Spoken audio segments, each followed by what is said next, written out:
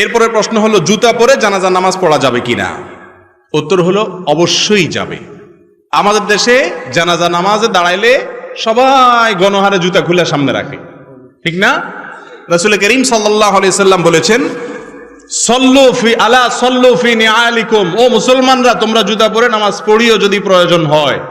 কারণ ইহুদিরা জুতা পরে নামাজ পড়ে না, জুতা খুলে নামাজ পড়াটাকে জরুরি মনে করে।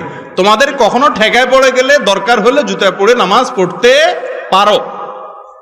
জানাজা নামাজ তো বাহিরে পড়া সুন্নত, মসজিদে না। তো বাহিরে নামাজ হলে জুতা পরেই নামাজ পড়ার কথা। তবে হ্যাঁ, জুতার নিচে যদি নাপাক থাকে, আপনি একটু তলা দেখলেন, নাপাক আছে দেখলেন, তাহলে জুতা খুলে রেখে আপনি নামাজ পড়েন, বা খুলে তার উপরে নামাজ পড়েন, নামাজ হয়ে যাবে। কিন্তু যদি দেখেন যে না, নাপাকের কোনো আলামত নাই, মাটি কাদা তো থাকবে, এটা তো আর নাপাক না।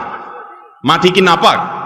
অতএব মাটি ধুলাবালি থাকলে ওইটা নিয়ে নামাজ পড়া যাবে। নাপাক দেখলে সেটা শুধু খুলে রাখবেন। আর আজকাল নাপাক কোথায়